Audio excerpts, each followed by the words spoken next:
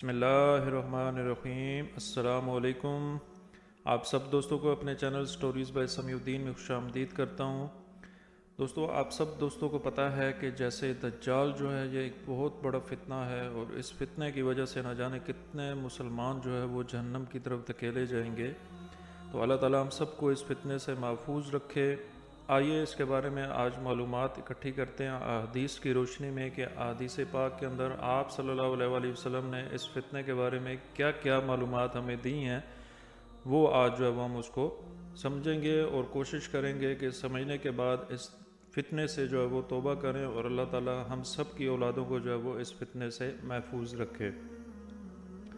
پہلی حدیث پاک جو ہے وہ آپ کے سامنے جو ہے وہ پیش کرتا ہوں۔ حضرت عبادہ بن صامت رضی اللہ تعالی عنہ سے روایت ہے کہ رسول اکرم صلی اللہ علیہ وآلہ وسلم نے فرمایا کہ میں تمہیں دجال سے متعلق خبر دی ہے کہ دجال ٹھگنے قد کا ہے، مڑے ہوئے بالوں والا اور کانا ہے۔ اس کی ایک آنکھ مٹی ہوئی ہے، نہ ابری ہوئی اور نہ اندر کو دھنسی ہوئی۔ اگر پھر بھی تم کو شک پڑ جائے تو یاد رکھو کہ تمہارا رب کانا نہیں ہے۔ سنن ابن داؤد شریف کی حدیث پاک۔ اسی طرح ایک اور حدیث پاک کے اندر حضرت ابو ہریرہ رضی اللہ عنہ سے روایت ہے کہ رسول اکرم صلی اللہ علیہ وآلہ وسلم نے ارشاد فرمایا کہ دجال ایک سفید گدھے پر نکلے گا، اور اس کے دونوں کانوں کے درمیان فاصلہ 70 کلاوے جتنا ہوگا۔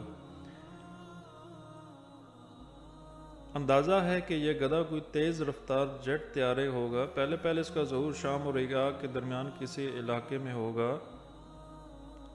وہاں سے یہ نبوت کا دعویٰ کرے گا، اور اس کے بعد اصفہان عراق اور اصفہان کے 70 یہودیوں کے ساتھ جو ہے یہ پوری دنیا کی طرف نکلے گا۔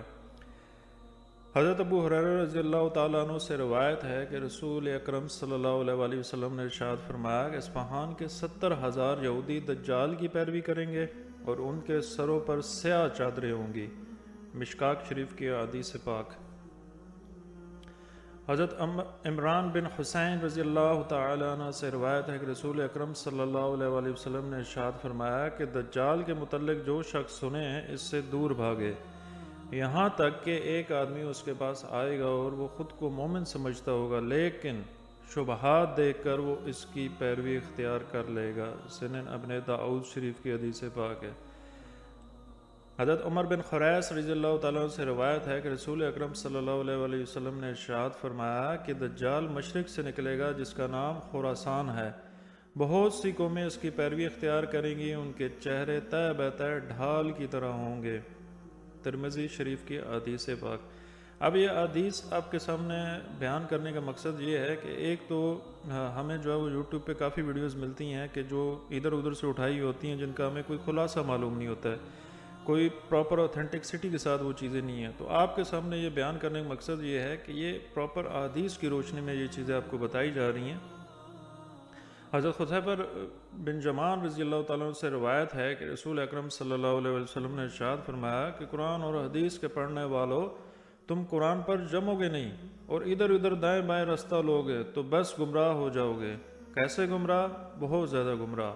صحیح بخاری شریف کی حدیث پاک ہے کہ اگر تم قرآن کو چھوڑ دو گے اور قرآن پہ تعلیمات پر عمل نہیں کرو گے تو تم گمراہ ہو جاؤ گے۔ حضرت ابو ہریرہ رضی اللہ تعالیٰ عنہ سے روایت ہے کہ رسول اکرم صلی اللہ علیہ وآلہ وسلم نے ارشاد فرمایا کہ قیامت اس وقت تک قائم نہیں ہوگی جب تک 30 جھوٹے دجال نہ نکلیں گے، اور ہر ایک ان میں سے اللہ اور اس کے رسول پر جھوٹ باندھے گا۔ مطلب لوگ نبوت کا دعویٰ کریں گے، جھوٹی جو ہے وہ چیزیں لوگوں کے سامنے ظاہر کریں گے، تو وہ روایت کے متعلق یہ بات بیان کی جا رہی ہے۔ حضرت اسماء بنت یزید رضی اللہ عنہ سے روایت ہے کہ دجال کے ظہور سے بیشتر 3 سال ہوں گے۔ پہلے سال آسمان 1/3 بارش روک لے گا، دوسرے سال 2/3 اور تیسرے سال آسمان پوری بارش اور زمین اپنی پوری رویدگی روک لے گی۔ دجال کا سب سے بڑا فتنہ یہ ہے کہ وہ ایک اعرابی کے پاس آئے گا اور کہے گا کہ مجھے بتلاؤ اگر میں تمہارے اونٹ زندہ کر دوں، کہ مطلب اللہ نے اسے اتنی قوت دی ہوگی، اتنی اس کے پاس اتھارٹی ہوگی کہ وہ مردوں کو بھی زندہ کرے گا۔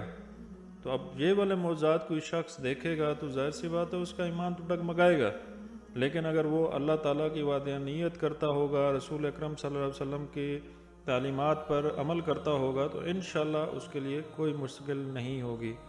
مغیرہ بن شعبہ رضی اللہ عنہ سے روایت ہے کہ رسول اکرم صلی اللہ علیہ وآلہ وسلم نے ارشاد فرمایا کہ دجال کو جتنا میں نے حضرت صلی اللہ علیہ وسلم سے پوچھا اتنا کسی نے بھی نہیں پوچھا۔